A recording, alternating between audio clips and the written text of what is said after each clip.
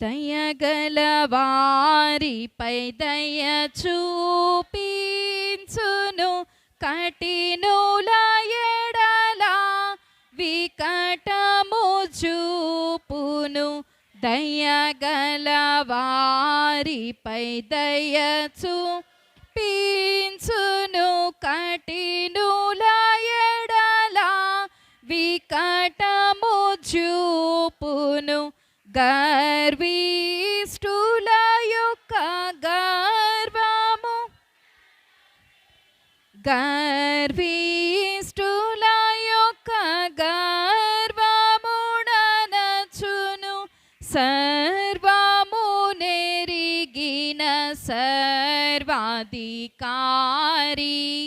సర్వము నెరిగిన సర్వాధికారి యెహోవా నా బలమా. యథార్థమైనది నీ మార్గం, పరిపూర్ణమై నీ మార్గం యెహోవా. దేవుని యొక్క వాక్యం చదువుకుందామండి. లూకాసు వార్త 2వ అధ్యాయము 52వ వచనము. యేసు జ్ఞానమందును వయస్సునందును దేవుని దయయందును మనుషుల దయయందును వర్ధిల్లుచుండెను. ఈ యొక్క చదువుకున్నటువంటి వాక్య భాగంలో చూస్తే యేసు జ్ఞానమందును వయస్సునందును దేవుని దయయందును మనుష్యుల దయయందును వర్ధిల్లుచుండెను. మరి దేవుని దయందు మనుష్యుల దయందు వర్ధిల్లుచుండెను అనేటటువంటి మాట పరిశుద్ధ గ్రంథములో కేవలము ఇద్దరిని గురించి మాత్రమే వ్రాయబడింది. ఆ యొక్క పాత నిబంధన కాలములో మనం చూస్తే 1 సమూయేలు గ్రంథము 2వ అధ్యాయము 26వ వచనము. బాలుడగు సమూయేలు ఇంకనూ ఎదుగుచు యెహోవా దయయందును మనుషుల దయయందును వర్ధిల్లుచుండెను. మరి పాత నిబంధన కాలములో సమూయేలు గారిని గురించి రాస్తూ అంటున్నారు, ఆ బాలుడగు సమూయేలు ఇంకనూ ఎదుగుచు యెహోవా దయందును మనుష్యుల దయందును వర్ధిల్లుచుండెను. కొత్త నిబంధన కాలములో క్రీస్తు ప్రభువును గురించి రాస్తూ అంటున్నారు, ఈక క్రీస్తు ప్రభు కూడా మనుష్యుల దయందు దేవుని దయందు వర్ధిల్లుచుండెను అని వ్రాయబడింది. కనుక మరి ఒక మనిషి ఎదగాలి అన్నా వర్ధిల్లాలి అన్నా దేవుని యొక్క దయ అనేది చాలా ప్రాముఖ్యమైనది. మరి దేవుని దయ మాకు ఉంటే సరిపోద్ది, మనుషుల దయ మాకు అక్కర్లేదు అని అనుకుంటే మరి మనుషుల దయ కావాలా వద్దా? లోకములో జీవించాలి అని అంటే మరి కొన్ని పరిస్థితులను బట్టి అటు మనుషుల దయ ఇటు దేవుని దయందు వర్ధిల్లాలి. మరి ఇది అందరికీ సాధ్యమేనా? కేవలము వీరిద్దరిని గురించే పరిశుద్ధ గ్రంథంలో ఏమనుందంటే, ఒకటి మనుషుల దయ ఉంది, రెండవది దేవుని దయ ఉంది. కానీ ఇది అందరికీ సాధ్యం కాదు. మరి కొందరికి మనుష్యుల దయ ఉంటుంది కానీ దేవుని దయ ఉండదు. మరి కొందరికి దేవుని దయ ఉంటుంది కానీ మనుష్యుల దయ ఉండదు. కానీ మరి ఇద్దరి దయ కూడా పొందినటువంటి మనుషుల యొక్క వర్ధిల్లుట అనేది మనం ఇక్కడ చూస్తున్నాం.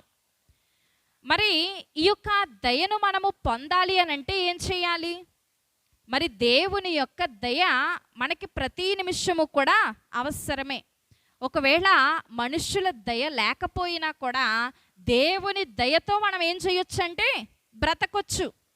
మరి లోకము మనల్ని ఛేదరించుకున్నా, లోకపు శోధనలలో మనము పడినప్పటికీ కూడానంట దేవుని దయ ఉంటే ఎట్టి శోధననైనా సరే జయించగలిగేటటువంటి స్థితిని దేవుడు మనకి అనుగ్రహిస్తారు. కనుక ఇప్పుడు ఏది ప్రాముఖ్యం? రెండింటిలో దేవుని దయే ప్రాముఖ్యము. మరి అటువంటి దేవుని దయ మనకి కావాలంటే మనం ఏం చెయ్యాలి అని మనం ఆలోచన చేసుకుంటే పరిశుద్ధ గ్రంథం అంటుంది, మరి ఆ యొక్క సామెతల గ్రంథములో మనం చూస్తే చూడండి, దయయు సత్యమును ఎన్నడును 4వ వచనము. అప్పుడు దేవుని దృష్టి యందును మానవుల దృష్టి యందును నీవు దయనొంది మంచివాడవని అనిపించుకుందువు. కనుక అప్పుడు దేవుని దృష్టి యందును మానవుల దృష్టి యందును నీవు దయనొంది మంచివాడవని అనిపించుకుందువు. అప్పుడు అని రాస్తారు. ఎప్పుడు? మరి పై వచనాలు మనం చూస్తే, నా కుమారుడా నా ఉపదేశమును మరువకము, నా ఆజ్ఞలను హృదయపూర్వకముగా గైకొనుము. మరి ఉపదేశమును గైకొని ఆజ్ఞలను హృదయపూర్వకముగా ఎవరైతే గైకొంటారో వారు దేవుని యొక్క దయను పొందడానికి అవకాశం ఉంటుంది. మరి ఇంకా మనం చూస్తే అదే పరిశుద్ధ గ్రంథం అంటది, ఆ యొక్క సామెతల గ్రంథము 13వ అధ్యాయం 15వ వచనం, సుబుద్ధి దయను సంపాదించును. చాలండి. కనుక మనిషి సుబుద్ధి కలిగి ఉంటే ఆ యొక్క సుబుద్ధి చేత మనిషి ఏం పొందుకోగలడు అనంటే దయను పొందుకోగలడు. ఇంకా పరిశుద్ధ గ్రంథం అంటది చూడండి, అదే సామెతల గ్రంథము 28వ అధ్యాయము 23వ వచనము, నాలుకతో ఇచ్చకములాడు వాని కంటే నరులను గద్దించువాడు తుదకు ఎక్కువ దయ పొందును. కనుక ఇప్పుడు దయ కావాలి అనంటే నాలుకతో ఇచ్చకములాడు వాని కంటే నరులను గద్దించువాడు ఎక్కువ దయ పొందుతాడు. మరి ఆ యొక్క నరులను గద్దించడానికి ఇష్టపడతామా? మరి చూడండి, నరులను గద్దిస్తే దయ ఉంటుందా? గద్దించకపోతే దయ ఉంటుందా? అంతే కదా. కానీ పరిశుద్ధ గ్రంథం సెలవిస్తుంది, నరులను గద్దించువాడు ఎప్పటికంట తుదకు ఎక్కువ దయ పొందును. మరి ఈ క్షణానికంట మనం నాలుకతో ఎన్ని ఇచ్చకములాడినా, మన ఇష్టానుసారముగా మాట్లాడినా కూడా ఆ దయ ఈ క్షణానికే పొందుకోగలమేమో. కానీ తుదకంట ఆ దయ మన యొక్క స్థితిని బట్టి నరులను మనం గద్దించగలిగితే, వారు చేసినటువంటి పొరపాటును బట్టి మనం దానిని ఖండించగలిగితేనంట తుదకు ఆ దేవుని యొక్క దయను మనము పొందుకోగలం. కనుక పరిశుద్ధ గ్రంథం అంటుంది, మరి దేవుని యొక్క ఉపదేశాలు వినాలి, ఆయన యొక్క ఆజ్ఞలు గైకొనాలి, సుబుద్ధి కలిగి ఉండాలి. ఇంకా మనం చూస్తే నరులను గద్దించాలి. ఇంకా మనం చూస్తే మరి దేవుని పట్ల మనము కలిగి ఉండవలసినటువంటి అనేక క్రియలు పరిశుద్ధ గ్రంథం చూపిస్తుంది. మరి ఆయన పట్ల నమ్మకం ఉండాలి, విశ్వాసం ఉండాలి. ఆయన చెప్పిన ప్రతి వాటిని కూడా చేయగలిగినటువంటి స్థితి మనకి ఉండాలి. అప్పుడే మనం ఏం చేయగలము అనంటే దేవుని యొక్క దయను పొందుకోగలము. మరి పరిశుద్ధ గ్రంథములో మనం చూస్తే దేవుని యొక్క దయ పొందిన వారు కనబడతారు, మనుషుల యొక్క దయ పొందిన వారు కూడా కనబడతారు. ఆ యొక్క పరిశుద్ధ గ్రంథము ఆది కాండములో మనం చూస్తే మరి యోసేపు గారి యొక్క జీవిత చరిత్ర ఉంది. మరి ఈ యొక్క యోసేపు గారి యొక్క పరిస్థితి ఏంటి అనంటే, మనుషుల దయ ఈయనకుందా లేదా? యోసేపు గారికి ఎవరి దయ ఉందండి? దేవుని దయ ఉంది, మనుషుల దయ లేదు. మరి ఆ యొక్క మనుషుల దయ ఎలాగూ లేదు ఆయనకు అనంటే, మరి తండ్రి చేత ఎక్కువగా ప్రేమించబడటను బట్టంట ఇప్పుడు అన్నదమ్ములైన వారు తీసుకెళ్ళి ఎక్కడ పడివేస్తారనంటే ఒక గుంటలో పడేస్తారు. మరి మనుషుల దయ ఉన్నట్టా? లేదు. మరి మనుషుల దయ ఎదులు పెట్టండి, ఆ యొక్క సొంత అన్నదమ్ముల యొక్క దయ ఆయనకి లేదు. కనుక వారే ఏం చేస్తున్నారనంటే ఒక గుంటలో పారవేస్తారు. మరి పారవేయబడ్డారు. కానీ మరి దేవుని యొక్క మహాకృపను బట్టి, దేవుని యొక్క దయను బట్టి ఇతనంట ఎన్ని శోధనలు ఉన్నప్పటికీ కూడా వాటన్నింటినీ జయించి గెలిచారు. మరి దేనిని బట్టి అనంటే కేవలము దేవుని యొక్క దయను బట్టి. మనుషుల దయ లేదు, కానీ దేవుని దయను బట్టంట రాజు యొక్క స్థితి ఈయనకు దొరికింది. మరి మనుషుల దయ ఉంటే ఆ యొక్క తండ్రితోనే ఉండేవాడేమో, ఆ యొక్క మనుషుల దయ ఉంటే అన్నదమ్ముల యొక్క సహవాసములోనే ఉండేవాడేమో. కానీ ఎప్పుడైతే దేవుని యొక్క దయ ఈయనకు దొరికిందో, మరి దేవుని ఇచ్చినటువంటి ఆ యొక్క కృపను బట్టంట ఇప్పుడు ఈయన ఏం చేస్తున్నారనంటే గుంటలో పాడవేయబడ్డాడు, చంపవేయబడవలసిన వాడే. కానీ ఎక్కడున్నాడనంటే ఆ యొక్క ఇష్మాయిలీలకు అమ్మివేయబడ్డాడు. మరి అమ్మివేయబడినటువంటి ఈయన మరలా ఆ యొక్క పోతీఫర్ ఇంటిలోనికి చేర్చబడ్డాడు. మరి తర్వాత కాలంలో చెరసాలలో ఉన్నప్పటికీ కూడా ఆయనకి ఏం దొరికింది అనంటే దేవుని యొక్క దయ దొరికింది. మరి ఆ యొక్క దేవుని యొక్క దయే లేకపోతే చెరసాలలో ఏమైపోయేవాడో, లేకపోతే గుంటలో ఏమైపోయేవాడో, ఆ యొక్క ఇష్మాయిలీలకు అమ్మబడినప్పుడు ఏమైపోయేవాడో మరి మనము ఊహించలేము. కనుక ప్రియమైన వారలారా, మరి దేవుని దయ ఉంది కనుకే ఈయన ఏం చేయబడ్డాడనంటే ఎన్ని శోధనలు ఉన్నప్పటికీ నేనంట దేవుని యొక్క దయ ఉంటే అటువంటి వారిని దేవుడు ఏం చేస్తారనంటే వర్ధిల్లింపజేస్తారు. ఇంకా మనం చూస్తే ఆ యొక్క పరిశుద్ధ గ్రంథములో ఎస్తేరు గ్రంథము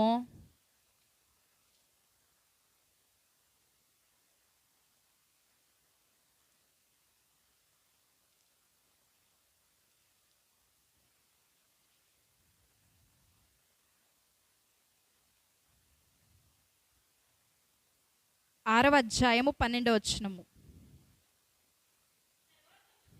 తరువాత మొర్దెకై రాజు గుమ్మమునొద్దకు వచ్చెను. అయితే హామాను తల కప్పుకొని దుఃఖించుచు తన ఇంటికి త్వరగా వెళ్ళిపోయెను. ఇక్కడ యూదుడైనటువంటి హామా ఆ యొక్క మొర్దెకై కనబడుతున్నాడు. మరి ఈ యొక్క మొర్దెకై అహష్వేరోషు ఏలుబడి కాలములో కన్య అయినటువంటి ఎస్తేరుని ఆ యొక్క షూషను కోటకి తీసుకొచ్చాడు. దేని కొరకు? రాణిగా చేయడానికి. ఈమె ఎవరు అనంటే యూదురాలు. మరి యూదురాలైనటువంటి ఈ యొక్క ఎస్తేరుని ఆ యొక్క కోటకి అప్పగించి ఈయన యొక్క పనేంటి అనంటే ప్రతిదినము కూడా ఈ యొక్క మొర్దెకై ఆ యొక్క రాజగుమ్మమునందు తచ్చులాడుతూ ఉండేవాడు. మరి యొక్క ఎస్తేరుకి ఏమి సంభవిస్తుందో అని. కనుక ఈ యొక్క మొర్దెకై యొక్క స్థితి ఏంటి అని మనం చూస్తే, మరి ఈయన ఆ యొక్క రాజగుమ్మములో తిరుగులాడుచు ఉన్న సమయంలోనంట ఇద్దరు వ్యక్తులు ఏం చేస్తారనంటే రాజును చంపడానికి పన్నాగం పన్నుతున్నారు. మరి వారు పన్నుతున్నటువంటి ఆ యొక్క పన్నాగము విన్న ఈ యొక్క మొర్దెకై ఏం చేస్తాడనంటే ఎస్తేరు ద్వారా రాజుకి ఆ యొక్క సమాచారము ఇచ్చాడు. మరి రాజుకి సమాచారం ఇచ్చారు. మరి రాజు వెంటనే ఈ యొక్క మొర్దెకై మాట నమ్మలేదు. కానీ మరి రాజు అంటే ఏం చేస్తాడు? విచారణ చేస్తాడు. మరి ఆయన కూడానంట విచారించి నిజం తెలుసుకొని ఆ యొక్క వ్యక్తులకి శిక్ష పడేలాగా చేస్తాడు. మరి అక్కడ వరకు బాగానే ఉంది. ఇప్పుడు హామాన్ అనేటటువంటి మరి ఒక వ్యక్తి ఉన్నాడు. మరి ఈ యొక్క హామానుకి ఎవరి దయ ఉంది అనంటే రాజు యొక్క దయ, అనగా మనుష్యుల దయ ఉంది. మరి ఈ యొక్క హామాను అనుకున్నాడు యూదులందరినీ కూడా నాశనం చేయాలని. మరి యూదులందరినీ నాశనం చేయాలని కంకణం కట్టుకున్నటువంటి ఈ యొక్క హామాను మరి తను అనుకున్నటువంటి ప్రణాళిక ప్రకారము రాజు దగ్గర ఆజ్ఞ తీసుకుని ఇప్పుడు యూదులందరినీ కూడా నాశనం చేయడానికి బయలుదేరుతున్నాడు. మరి ఈ యొక్క మొర్దెకై అంట ఇప్పుడు ఈ హామానికి ఏం చేయాలి అనంటే వంగి నమస్కరించాలి. మరి రాజు యొక్క ఆజ్ఞ పొందాడు. రాజు కోటలో మంచి హెచ్చైనటువంటి స్థితిలో ఉన్నటువంటి ఈ యొక్క హామాను కంట మొర్దెకై ఏం చేయాలనంటే వంగి నమస్కరించాలి. మరి యొక్క మొర్దెకై వంగి నమస్కరించలేదు కనుక హామాన్ ఏం చేశాడనంటే మొర్దెకై మీద పగపట్టాడు, ప్రాణం తీయాలని ఎదురు చూస్తున్నాడు. మరి ఎంత పెద్ద ఉరికొయ్య చేయించాడు అనంటే 50 అడుగుల ఉరికొయ్యని తయారు చేయించాడు. ఎవరిని ఉరి తీయడానికి? మొర్దుకైని ఉరి తీయడానికి. మరి మొర్దుకైని ఉరి తీయడానికి పన్నాగం పన్నినటువంటి ఈ యొక్క హామోను మరి ఎవరి దయతో ఇంత క్రియ చేశాడనంటే రాజు యొక్క దయతో ఇట్టి పన్నాగానికి పాటుపడ్డాడు. మరి అటువంటి సమయంలో మరి ఒకానొక సమయమందు ఈ యొక్క మొర్దుకై యొక్క స్థితి అంతా కూడా ఎవరు చూశారు అనంటే రాజ్య సమాచార పుస్తకములోనంట రాజు ఈ విషయాన్ని చదివాడేమని, మరి ఆనాటి కాలంలో ఇద్దరు నన్ను చంపాలని పన్నాగం పన్నుతుంటే ఎవరు చెప్పారంటే మొర్దుకై చెప్పాడు అని ఈ రాజంట రాజ్య సమాచార పుస్తకంలో చదివాడు. మరి చదివినటువంటి ఆ యొక్క విషయాన్ని ఇప్పుడు రాజు దగ్గరున్న వారిని పిలిచి అడుగుతున్నాడు ఏమనంటే, ఇదిగో నాకింత మేలు చేసినటువంటి మొర్దుకైకి ఏమైనా మీరు బహుమానం ఇచ్చారా అని. మరి బహుమానం ఏమీ ఇవ్వబడలేదు అని చెప్పినప్పుడంట రాజుకేమొచ్చిందనంటే తొందర వచ్చింది. దేనికి? బహుమతి ఇవ్వాలని ఆశపడ్డాడు. ఇప్పుడు అదే సమయంలోనంట రాజగృహములోనికి ఎవరు వచ్చారనంటే హామాను వచ్చాడు. ఇప్పుడు హామానునంట సలహా అడుగుతున్నాడు ఏమని, ఇదిగో రాజుకి ఇంతటి మేలు చేసినటువంటి ఈ యొక్క మొర్దుకైకి నేనేమి ఇవ్వాలి అని. మరి చూడండి, ఆ యొక్క పరిశుద్ధ గ్రంథములో ఎస్తేరు రాసిన పత్రిక 6వ అధ్యాయము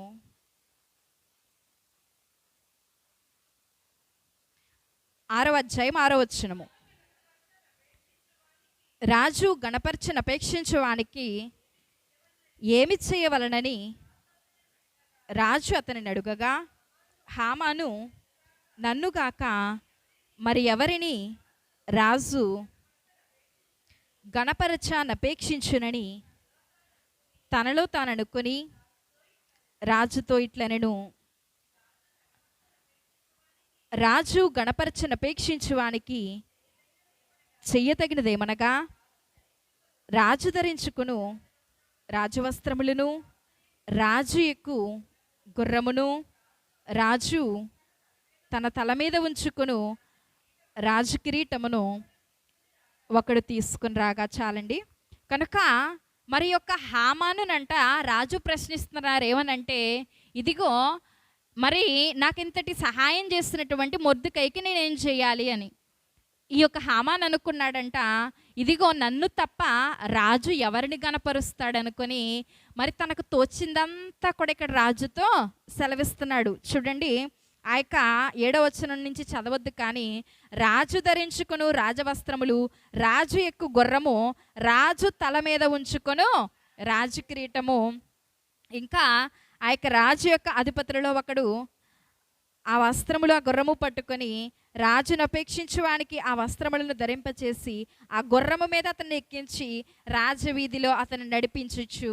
అబ్బో, మరి అవన్నీ కూడా మీరు చదువుకుంటే ఎంతో ఘనమైనటువంటి స్థితిలో ఈ యొక్క హామాను తనను తాను ఆలోచించుకొని ఏం చేస్తున్నాడనంటే తనకే అనుకొని ఘనమైనటువంటి స్థితులనంట మరి రాజుకు తెలియచేస్తూ ఉన్నాడు.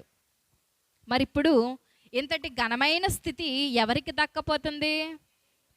తను ఎవరి మీదైతే పగపట్టాడో, తను ఎవరినైతే నాశనం చేయాలని చూస్తున్నాడో అటువంటి దేవుని దయ కలిగినటువంటి మొర్దెకై కంట ఇప్పుడు దేవుడు ఇంతటి గొప్ప స్థితిని అనుగ్రహించబోతున్నాడు.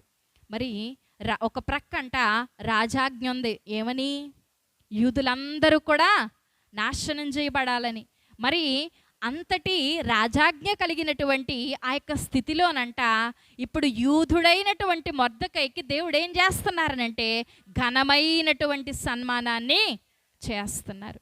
కనుక మరి మనుషుల దయ చూసుకొని ఈ యొక్క హామాన్ ఏం చేశాడంటే ఎగిరిపడ్డాడు. మరి అందుకే ఇందాక పాడుకున్నాం కదా, దయగల వారిపై దయచూ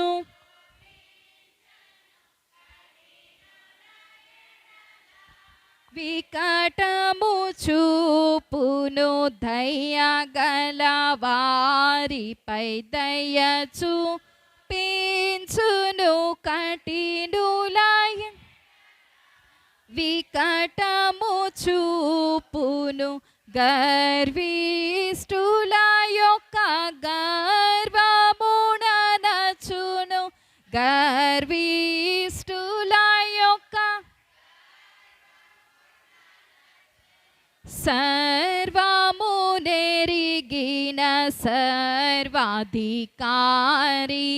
సర్వము నెరిగిన సర్వాధికారి యెహోవా నా బలమా. యథార్థమైనది నీ మార్గం, పరిపూర్ణమైనది నీ మార్గం యెహోవా.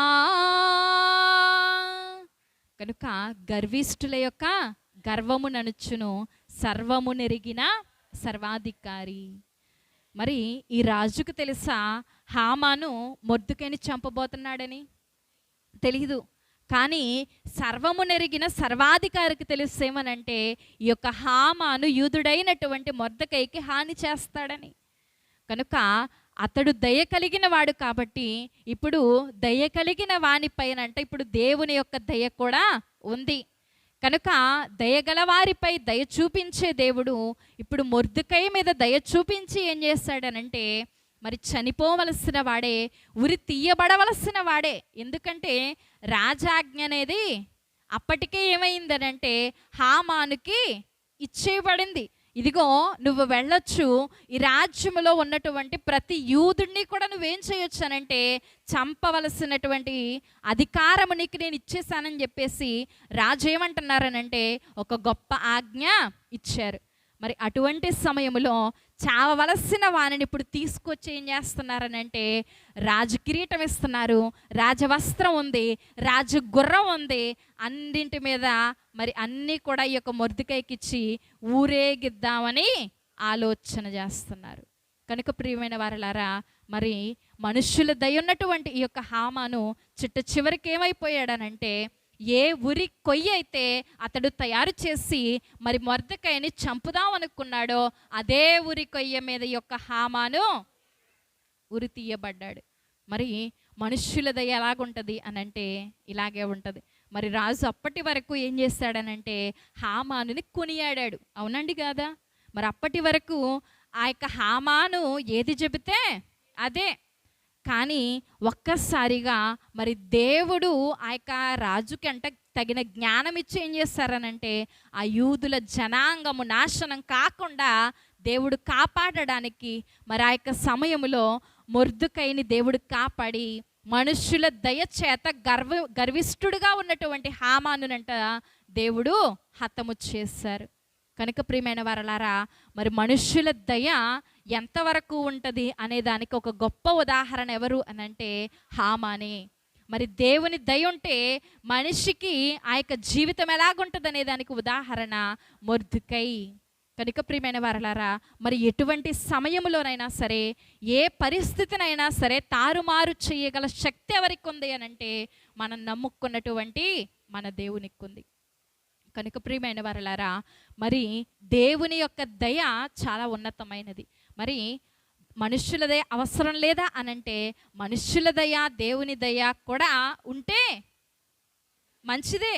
కానీ మరి రెండు కూడా మనుషులకు ఉండడం చాలా అరుదే. మరి ఎందుకనంటే దేవునితో సహవాసము చేసే ప్రతి ఒక్కరునంట లోకానికి విరోధులే. ఎందుకంటే మరి ఉదాహరణకి మనకు తెలిసిందే, ఏదైనా ప్రార్థన ఉంది, ఏదైనా ఫంక్షన్కి వెళ్తామా?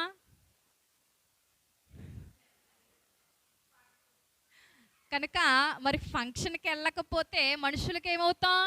విరోధులం అవుతాం. వెళ్తే ఎవరికి విరోధులం?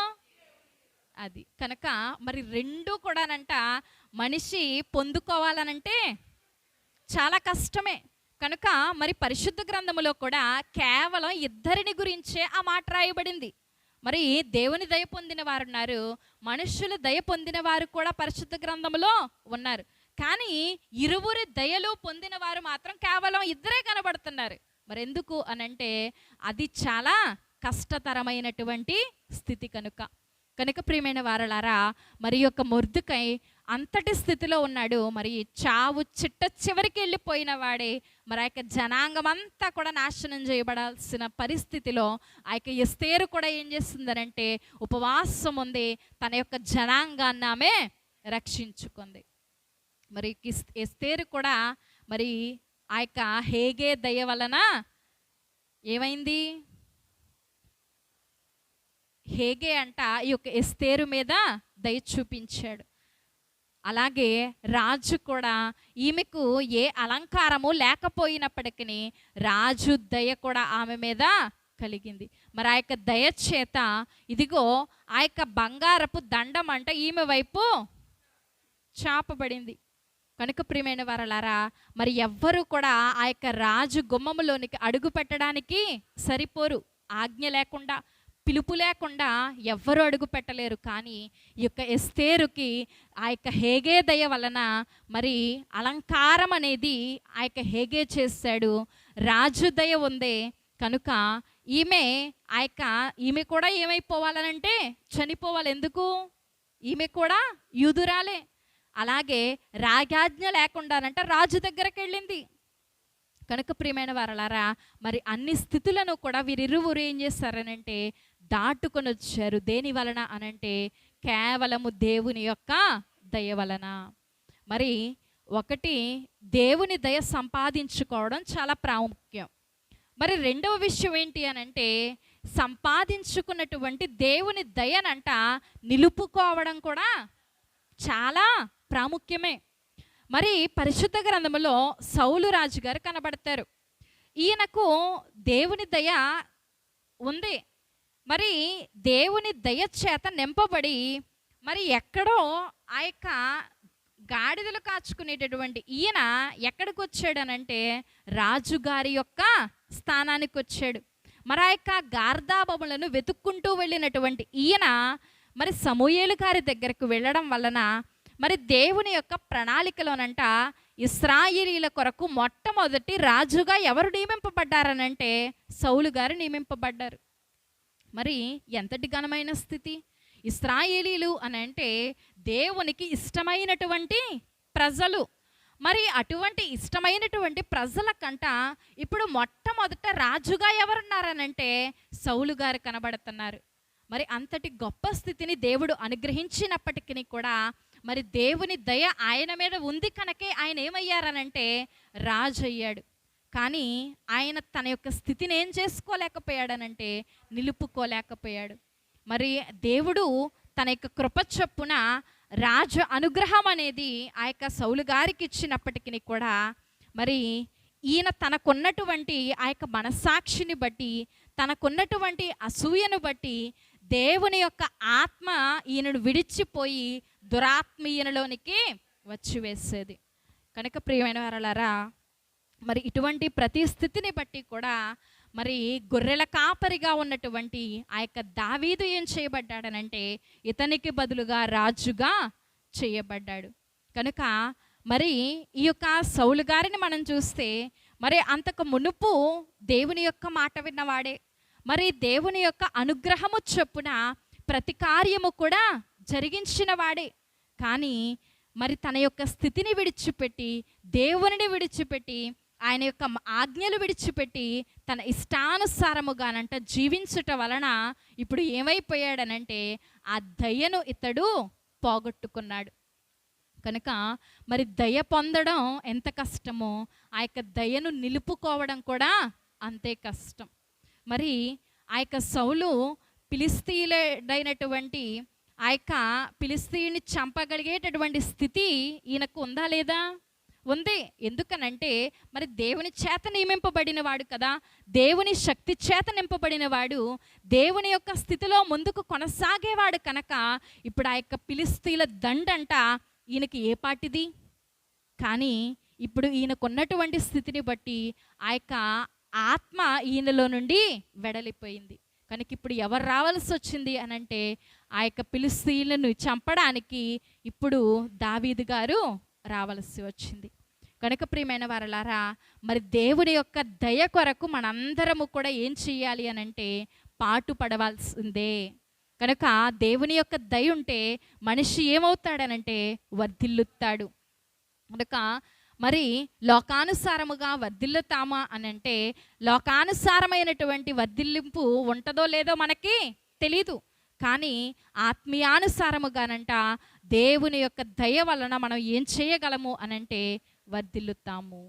కనుక ప్రియమైన వారలారా, మరి అట్టి రీతిగా మనం వర్ధిల్లాలి అనంటే మనందరికీ కూడా దేవుని యొక్క దయ అనేది చాలా ప్రాముఖ్యమైనది. మరి ఆనాటి కాలంలో యోసేపు గారు ఆ యొక్క దేవుని దయ వలనే ఏం చేశారనంటే రాజుగా ఎన్నుకోబడ్డారు.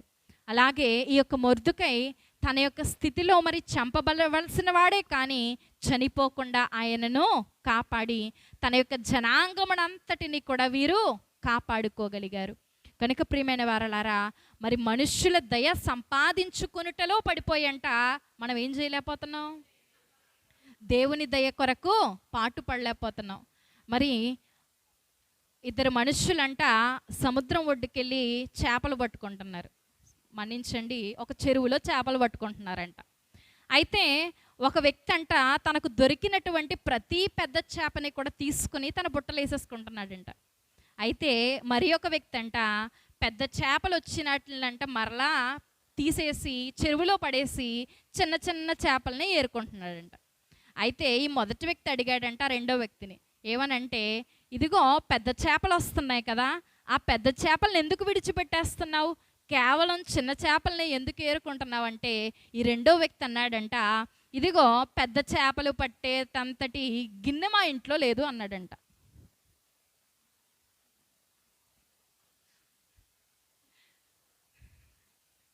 కూర వండుకోవడానికి పెద్ద గిన్నె లేదంట.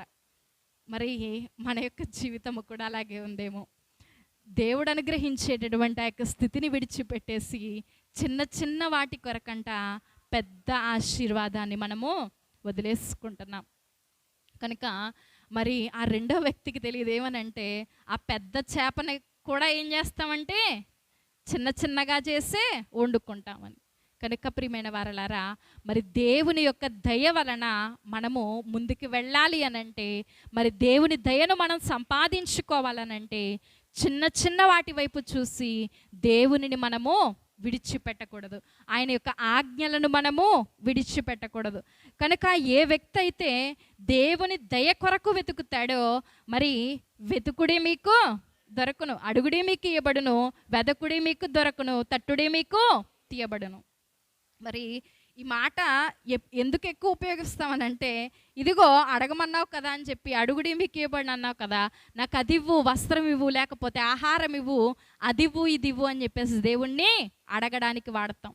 కానీ ప్రియమైన వారలారా, మరి అడుగుడి మీకు ఇవ్వబడిన అన్నావు కదా, నీ దయను నాకు అనుగ్రహించు, నీ దయ నా మీద ఉంచు అని ఏ రోజైనా అడిగామా? కనుక మరి నీ యొక్క కృప నా మీద ఉండాలి, అప్పుడే నేను వర్ధిల్లుతాను, నా యొక్క ఆత్మీయ జీవితంలో నేను ఎదగాలి అని ఏ రోజు కూడా మనము దేవుణ్ణి అడగం. మరి ఈ యొక్క ఆత్మీయ జీవితంలో ఎదగాలంటే నీ కృప కావాలి, నీ దయ కావాలి, నీ యొక్క అనుగ్రహము నాకు కావాలని ఏ రోజు కూడా మనం దేవుణ్ణి అడగడానికి ఇష్టపడం. మరి ఆ యొక్క రెండవ వ్యక్తి వలె కేవలము లోకపు ఆశల చేత చిన్న చిన్న వాటి కొరకు, మరి మనుషుల దయే మనకి ఎంతలా ఉంటుంది అనంటే చాలా హెచ్చైనటువంటి స్థితిలో మనం అనుకుంటూ ఉంటాం. కానీ మనుషుల దయ కంటే దేవుని దయ గొప్పది.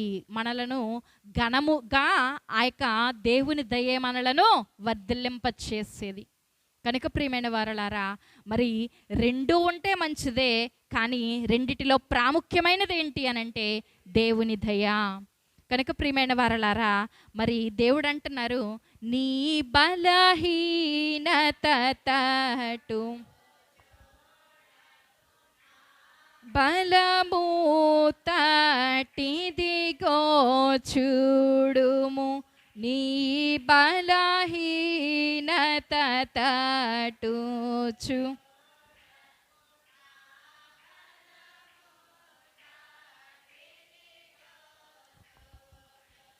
నీ బలమునకు మించిన పనులు, నీ బలమునకు మించిన పనులు నా బలమే గద చేయవలసెను, బలమే గద చేయవలసెను, మనోవిచారము కూడదు నీకు.